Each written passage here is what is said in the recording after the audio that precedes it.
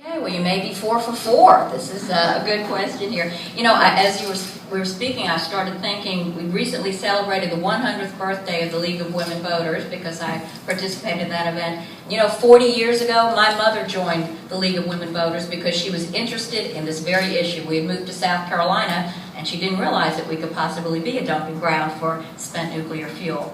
Again, I have a history, I have a legislative history on this issue. As a freshman, I was on the Ag Environmental Committee, and three Republican, one Republican, 2 Democrats, they came through our subcommittee for low-level nuclear waste and the Atlantic Compact. And the issue was whether to expand that and whether to extend that. And I took a very strong position on that. No, we did not want to do that, and that happened. We did not expand the Atlantic Compact. I've not heard of any formal discussion about spent fuel coming into South Carolina SRS, nothing formal. I know there's some discussion about possible interim storage, but as Mr. Finley stated, it would require a change in federal law.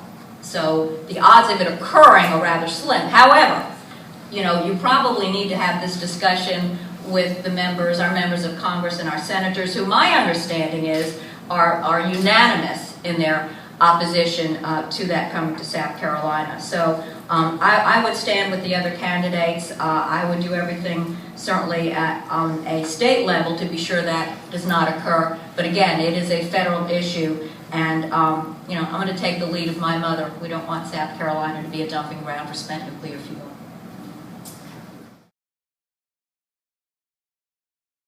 Thank you.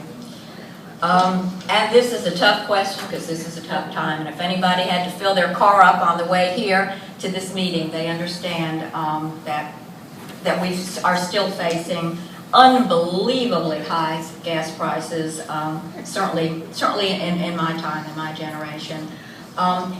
One of the reasons I'm so very anxious to return to the General Assembly next session is that finally this may be the time that we're going to take a look at that Tax Realignment Commission and the recommendations that came out of that commission. This is not an election year moving forward, and so hopefully we will take some action on that. But one of the recommendations that came out of the Tax Realignment Commission was in fact to raise the gas tax, but it would have to be tax neutral. And so it would offset other state taxes. Right now it is a combination of money from the federal government, from the state government, but there are a couple of really interesting concepts that are floating around that would not involve just specifically raising tax prices. And one of them, Lindsey Graham, Senator Graham, and Senator DeMint have been discussing, where the federal government would not take all that revenue. You know, when you're here buying gas at the corner of Forest Drive, most of that money is going back to the federal government. We want to see if perhaps there's a way, and the senators are working on this, to see if those federal revenues can come right back here to South Carolina and let us be the stewards of that money. We know what bridges in South Carolina need work. We know what roads need construction. The other part of the tax realignment is sales tax exemptions, obviously. And right now there is a sales tax exemption on motor fuel for suppliers. Now I'm sure that, you know, Exxon and the big guys won't like that too much, but we're talking about $500 million if we were to remove that tax exemption. So I think we have to get creative. We especially have to get creative because of the current prices of our fuel costs. And then we also have to look at it. It's not exactly, a lot of people said, oh, it's like the cigarette tax. Well, it's really not like the cigarette tax because that's one person that's impacted by that.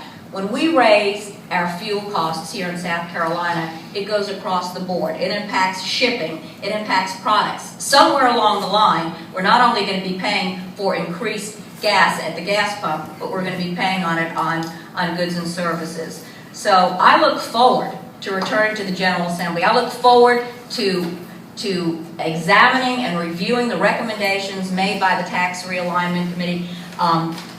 Because right now, 72% of the money that we spend is going just to maintain existing roads and just to maintain existing highways.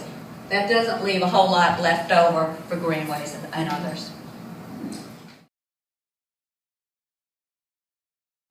solar as a renewable energy. I've sponsored legislation doing so, the Renewable Energy Plan, which authorized the Public Service Commission to approve energy products that are in fact providing clean energy.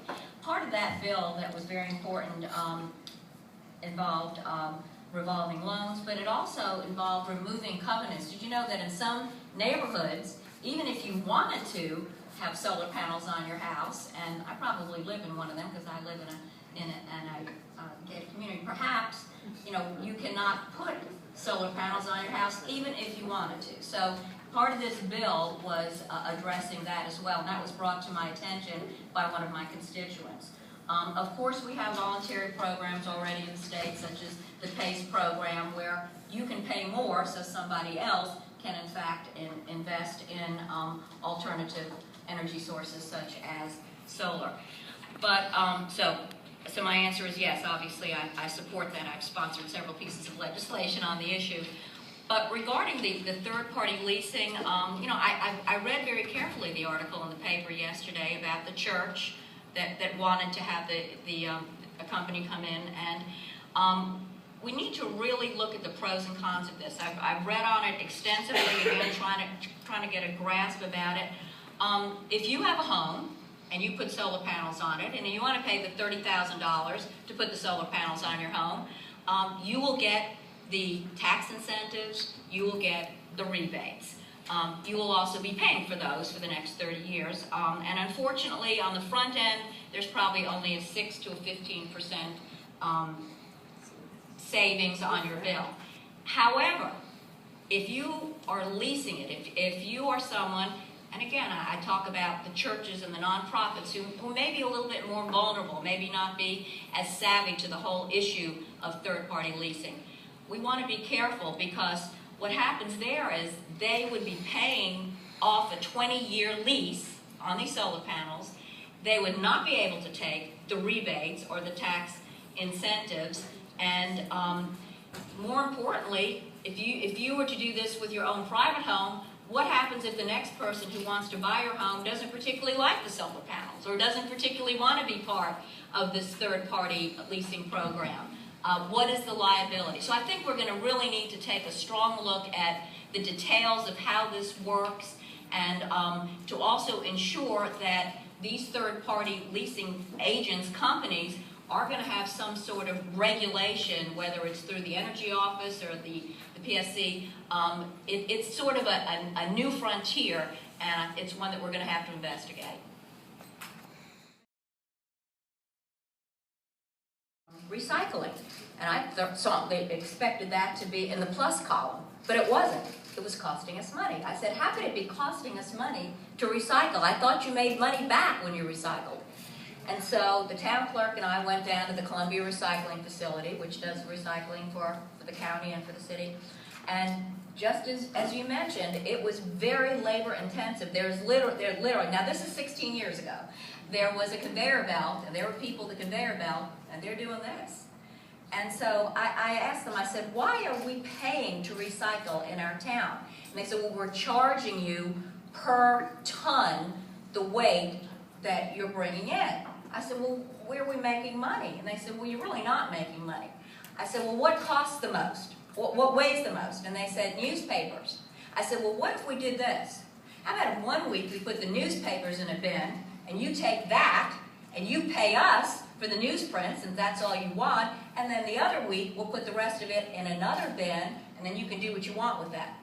Within 1 month, we completely turned around, and we were making money on recycling, which is exactly what you were discussing, Kirkman. I tried to get that same process in the county as a pilot project.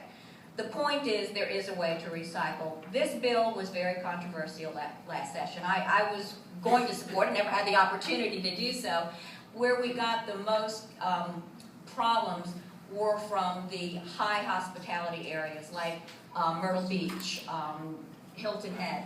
And I worried less about the large corporate bars and restaurants. You know, in other states they have to recycle, and they have that built in to their budgets. But it is the mom and pop situations like Paulie's Porch and smaller establishments that you want to be sure we're not putting an undue fiscal concern on them. There are, now, having read the bill numerous times, you know, there were certainly parts of the bill that if there was not a recycling facility close by, or if it was going to cause some undue financial stress, you know, that you were exempted.